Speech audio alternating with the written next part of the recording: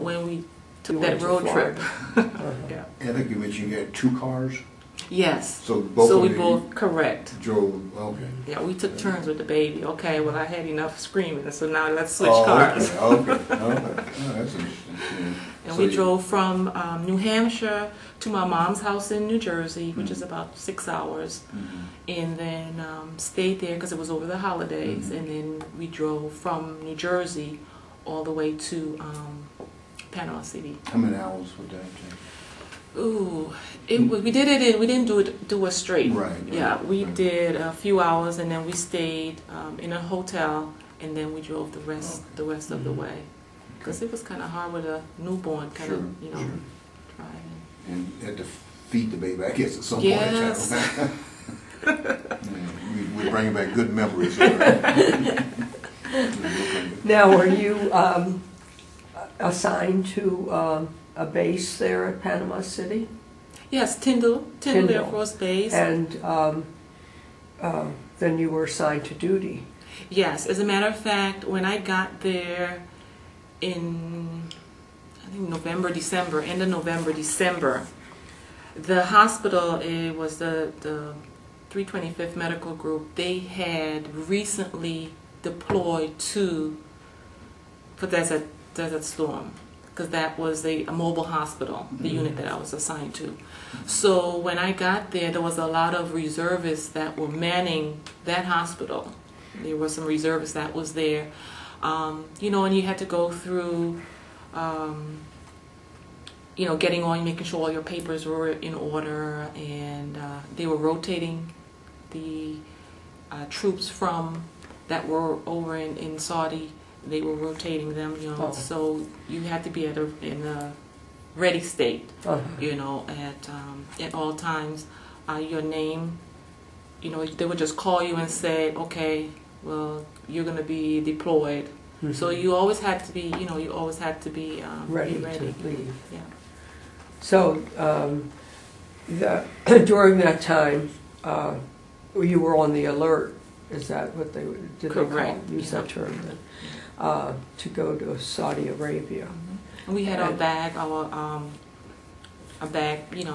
packed. We had all the paperwork. Now, your husband would take care of the baby then? Is that right? Because he wasn't in the military. Service, right? then. He wasn't in the service. So. And how long were you at Tyndall before you were called? Well, I never went over to Saudi. I just served during that time. By the time my name was on that list to go, they had the war was over. So I never had an opportunity. Yeah, never had an opportunity to actually physically go. Yeah, it only lasted 4 days or something like that. Yeah, it wasn't. No, it wasn't was very longer. It was. I think it was longer, but it wasn't. For us, we had to maintain, a state of readiness, at all time. But you never know. It's like your names keep going up on. During this time, you worked on a ward. Correct. Yeah. And did you have casualties on that ward from others that were flown back to the States, or or were they just state patients from the state? Well, when I got to Tyndall, I was working on the OB ward.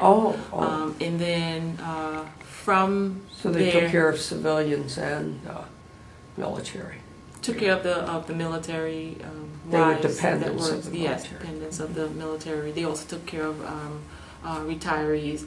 And with any hospital, even if you're a civilian, you have an emergency and you come into the emergency room, we're going to treat you, stabilize you, and then send you out to the appropriate place or appropriate facility. But we were, once the troops came back, they went to a series of testing, and they had to get all their paperwork. Those who had to, right, yeah. I was also working, after I worked on the OB ward, I went down to the clinics, the outpatient, outpatient clinic, and took care of, of our troops. They had sick call and things like that. Now, how long was this actually? that you were in? Total time, I was there for about 2.5 years, because that was my last duty station before I separated from the Air Force. Okay. What do you know? I know you down in Tender, you were on the OB, and plus you did the clinic. And what did you do when you were at P? Med-surg. Med-surg. Yeah, medical surgical unit. So we had acutely ill patients and those who post-op patients, things like that. Of those four, which one did you enjoy the most? I mean, Actually, I went through phases. I enjoyed the medical side because there's a difference. You see someone that comes in and they're acutely ill, they have a problem, and to see that they progress and they become better. That was a joy, learning the basics of nursing. And that's one of the things that really that solidified my decision in going into becoming a nurse after I got out of the military. Just being able to give of yourself, and to see that you can make a difference, and then on the OB side, to know that even though, work with patients or work with families that may have gone through a loss of a child, and really see the joy that a birth of a child brings to the family. But I think I enjoyed the medical surgical side, because you really learn the disease process and how, if you catch things at a certain stage, what you can do to avoid it getting worse and things like that. I mean, it was just more involved to me. There was a lot. The patients stayed a little longer. In the OB ward, they were there for like 3 or 4 days the max, and then they were gone. You won't see that in civilian nursing anymore. Right, I know. That's the way it used to be when I was a young nurse. Oh my goodness, they just get them out of the hospital so quickly. Yeah. And just one other thing too, just thinking about your career in the military, what was the hardest part about becoming a medical technician? Your MOS, I guess, your military specialty. What was the hardest part about that whole process? You're just thinking about once you finish training and all that.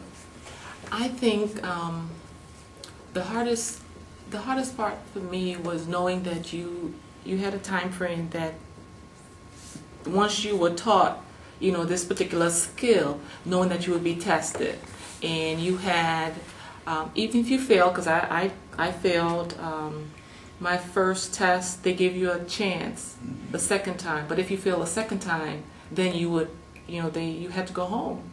You had to be remediated, so you always had that in the back of your mind, because after you get out of, basic training and everything was just so structured, now no one is telling you to sit down and study. You have to take it upon yourself to knowing, you have a possibility of being recycled, and if you don't go through, if you fail during the recycle period, that's it. You get sent back home, and all your hopes and dreams of, continuing in the military, it's gone. So that was okay. And just to drill a little more, did you have any hometown friends that were in the military with you, or did did you make good friends in the military? Yes. That sort of. Yes. How did who were they? And not just names, but who were they? And how did you stay in contact? And while you were there in the military. Pease Air Force Base. I met. Oh my goodness! It was just so many people that really has impacted me in my decision of really going into nursing, and I still keep in contact. Oh yeah. I still keep it. 20 years plus later. You have reunions. Well, we don't have a physical reunion. We have emails. We call on the phone. Before email got so popular, we would send postcards and write letters and things like that. So, and now they're I still have some in Florida. They're all over the